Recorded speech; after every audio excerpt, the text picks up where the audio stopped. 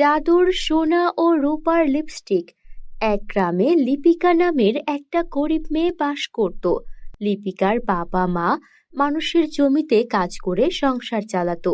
কিন্তু একদিন লিপিকার বাবা যখন জমিতে ট্রাক্টর চালাচ্ছিল তখনই তার পাটা কাটা পড়ে যায়।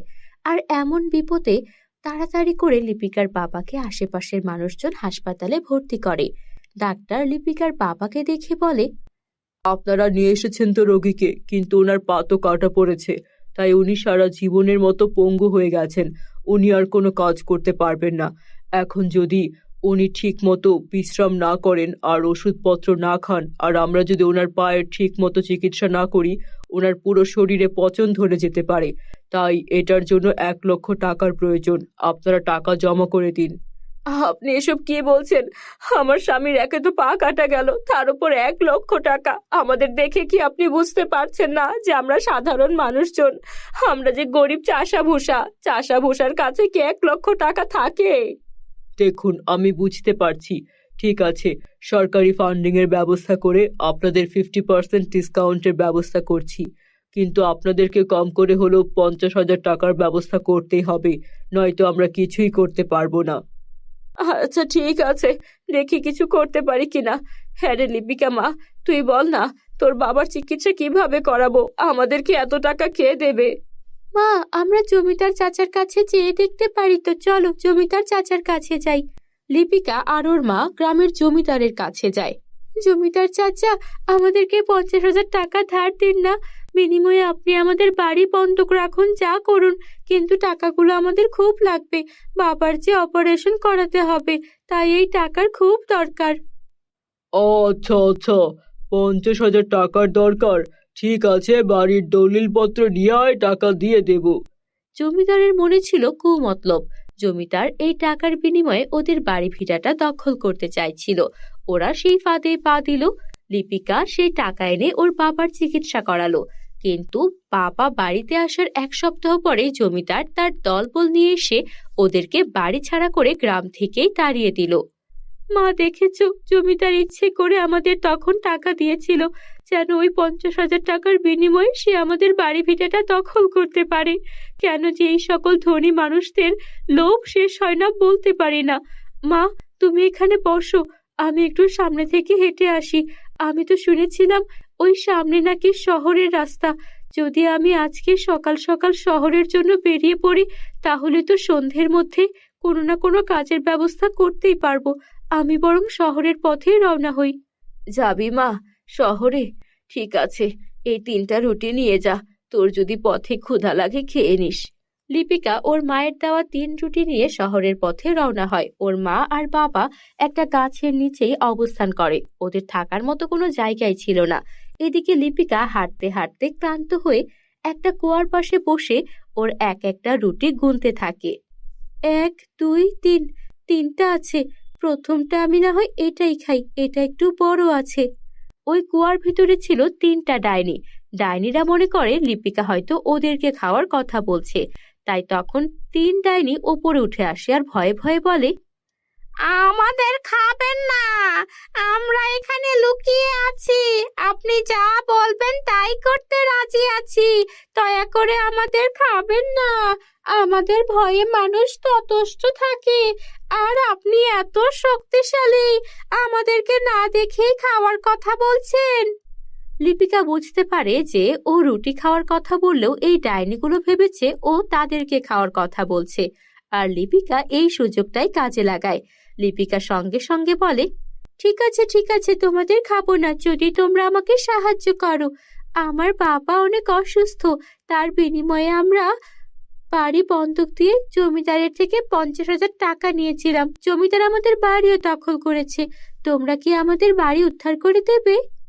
কেন দেব না, আপনি আমাদের মালকিন, অবশ্যই দেব। আজকের মধ্যেই জমিদার আপনাদের বাড়ি আপনাদের বুঝিয়ে দেবে। তারপর ডাইনি 3 জন এলো লিপিকার সঙ্গে জমিদার বাড়িতে। জমিদার তো 3 ডাইনিকে দেখে ভয়ে ততস্থ। সঙ্গে সঙ্গে লিপিকাদের বাড়ির দলিল ফেরত দিল। আর তারপর 3 ডাইনি বলল, এই নিন, এখানে 2টা জাদুর সোনা আর রূপার লিপস্টিক আছে। এই সোনার লিপস্টিক আপনাকে অনেক অনেক টাকা দেবে, আর এই রূপার লিপস্টিক আপনাকে যত খাবার প্রয়োজন তাই দেবে। আপনি আমাদেরকে মুক্ত করে দিন মালকিন। তারপর লিপিকা ওই 3 ডাইনিকে মুক্ত করে দিল আর সেই জাদুর সোনা রূপার লিপস্টিকের সাহায্যে সুখে শান্তিতে দিন কাটাতে লাগলো। বন্ধুরা, আমাদের চ্যানেলে নতুন হলে চ্যানেলটিকে সাবস্ক্রাইব করতে ভুলো না যেন। Bye bye. জাদুর সোনা ও রূপার স্কুল। এক গ্রামে মুন্নি ও তন্নি নামের 2 গরিব মেয়ে ওর বাবা মায়ের সাথে বাস করত। ওরা ওদের বাবা মাকে ভীষণ ভালোবাসতো আর শ্রদ্ধা করত। ওদের বাবা মায়ের টাকা পয়সা না থাকলেও তারা তাদের 2 মেয়ের লালন পালনের কোনো কমতি রাখতেন না। সারাদিন অন্যের জমিতে কাজ করে, অন্যের বাড়িতে কাজ করেও যে টাকা পেত তা দিয়েই তারা সবাই মিলেমিশে থাকার চেষ্টা করত। এভাবেই দিন যাচ্ছিল ওদের। কিন্তু মুন্নি ও তন্নি যত বড় হচ্ছিল ওদের চাহিদা দিন দিন বাড়ছিল। আর ওদের সমবয়সী সবাই স্কুলে যাওয়া শুরু করলেও ওদের স্কুলে যাওয়ার মতো সামর্থ্য ছিল না। কারণ বাবা মা যে টাকা আয় করত তাতে দুবেলা ঠিক মতো খাওয়াও জুটত না। সেখানে 2 মেয়েকে স্কুলে পাঠানো তাদের জন্য খুবই কঠিন ব্যাপার ছিল। আর এই জন্য মুন্নি ও তন্নিরও ভীষণ মন খারাপ হতো।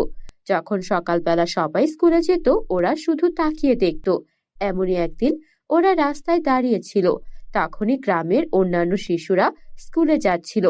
ওদের মধ্যে লিপি নামের একটা মেয়ে ছিল অনেক হিংসুটে। লিপি ওদেরকে দেখে এগিয়ে এলো আর বলল, কি এভাবে দাঁড়িয়ে আছিস কেন? তোদের বুঝি স্কুলে যেতে ইচ্ছে করে? তোদের বাবা মা এত গরিব যে তোদের তো কখনো স্কুলেই পাঠাতে পারবে না। তোর মা তো মানুষের বাড়িতে চাকরানির কাজ করে। তোরও ভবিষ্যৎ তাই হবে। তোরা 2 বোন আমাদের বাড়িতে চাইলে কাজের লোকের কাজ করতে পারিস। আর শোন, আমি তো পড়াশোনা করছি, বড় হয়ে আমি ডাক্তার হব। ভবিষ্যতে তোদেরকেই আমার বাড়ির কাজের লোক নেব। এভাবেই নানা রকম কথা শুনিয়ে ওরা সেখান থেকে স্কুলে চলে যায়। এদিকে মুন্নি আর তন্নির মন ভীষণ খারাপ হয়। এই সব কিছু ওদের মা ঘর থেকে শুনছিলেন। তারও খুবই খারাপ লাগে যে সে তার মেয়েদেরকে কোনোভাবে স্কুলে ভর্তি করাতে পারছে না। এদিকে মুন্নি ও তন্নি রাতে মন খারাপ করে কাঁদতে কাঁদতে ঘুমিয়ে পড়ে। স্বপ্নে ওরা 2 বোনই একটা অসহায় বৃদ্ধ লোককে দেখতে পায়। এ কি, এই লোকটা এখানে কি করছে? আপনি কি অসুস্থ? আমরা কি আপনাকে পানি খাওয়াবো? না, আমাকে পানি খাওয়াতে হবে না। আমি তোমাদের সঙ্গে স্বপ্নে দেখা করছি। তোমরা তো অনেক অসহায়, তোমাদের তো স্কুলে যাওয়ার কোনো ব্যবস্থা নেই। তাই আমি ঠিক করেছি তোমাদের 2 বোনকে জাদুর সোনা রূপার স্কুলে পড়াবো। আর বিনিময়ে তোমাদের একটাই কাজ হবে, গ্রামের অসহায় তোমাদের মতো যারা আছে তাদেরকে ভবিষ্যতে পড়াশোনার ব্যবস্থা করে দেওয়া, তাদের দায়িত্ব নেওয়া। কি তোমরা পারবে তো? কি বলছেন এসব? স্বপ্নের স্কুল? স্বপ্নে আবার স্কুল হয় নাকি? ঠিক আছে, চলো, এখনই তোমাদেরকে নিয়ে যাচ্ছি। এই বলে সেই বৃদ্ধা লোকটা ওদের 2 বোনকে জাদুর সোনা ও রূপার স্কুলে নিয়ে গেল। ওরা দেখলো সেখানে একটা স্কুল সোনা দিয়ে তৈরি, আর একটা স্কুল রূপা দিয়ে তৈরি। এটা দেখে ওরা তো অবাক হয়ে গেল। এত সুন্দর 2 স্কুল! স্কুলের ভেতরে সোনার স্কুলে ছিল সোনার মোহর আর মুদ্রা, আর রূপার স্কুলে ছিল অনেক রূপার মুদ্রা। এই সব কিছু দেখে ওরা ভীষণ খুশি হলো আর সেখানে নতুন নতুন জিনিস শিখতে শুরু করলো। ওরা অনেক অনেক জ্ঞান অর্জন করলো। পাশাপাশি ওরা যখন ক্লাস শেষ করে ওদের বাসায় আসার কথা ভাবছিল তখনই সেই বৃদ্ধা লোকটা আবারও হাজির হলো আর বলল, তোমরা এখান থেকে শুধু ক্লাসই নয়, বরং যাওয়ার সময় তোমাদের যতগুলো ইচ্ছা সোনা আর রূপার মোহর নিয়ে যেতে পারো। এতে করে তোমাদের দারিদ্রতাও খুঁজবে আর সাথে করে অসহায় মানুষদেরও সাহায্য করতে পারবে। কি বলছেন? আপনি আমাদেরকে এত সাহায্য কেন করছেন? তোমাদেরকে সাহায্য করছি কারণ তোমরা অনেক ভালো মনের। তোমাদের গ্রামে তোমাদের চেয়ে ভালো মনের আর কেউ নেই। কিছুদিন আগে একটা ছোট্ট বিড়াল ছানা মাটিতে পড়েছিল, তোমরা সেই বিড়াল ছানাটাকে সেবা করে সুস্থ করেছিলে, মনে আছে? হ্যাঁ, মনে তো আছে। আমরা তো ওর নাম রেখেছিলাম মিনি, কিন্তু মিনি সুস্থ হওয়ার পর কোথায় যে চলে গেল আর খুঁজে পাইনি। ওটা ছিল জাদুর বিড়াল। তোমরা বিড়ালকে সুস্থ করেছো বলেই বিড়াল আমাকে তোমাদের খবর দিয়েছে। এখন এখান থেকে যতগুলো ইচ্ছা সোনা রূপা নিয়ে যাও। তারপর মুন্নি আর তন্নি অনেকগুলো স্বর্ণ মুদ্রা আর রূপার মুদ্রা নিয়ে এলো। এদিকে ওদের যখন ঘুম ভাঙলো, ওরা দেখলো ওদের হাতে সোনা রূপার মুদ্রা, আর ওরা ওদের ঘরে আছে। তখন ওরা বুঝতে পারলো ওরা দুই বোন সত্যি সত্যি জাদুর সোনা রূপার স্কুলে গিয়েছিল। তারপর ওরা ওদের বাবা মাকে সব ঘটনা খুলে বলল। ওদের বাবা মা সব শুনে অনেক খুশি হলো, আর ওদের সব অভাবও দূর হয়ে গেল। বন্ধুরা, আমাদের চ্যানেলে নতুন হয়ে থাকলে চ্যানেলটিকে সাবস্ক্রাইব করে বেল আইকন অন করে দিও। Bye bye.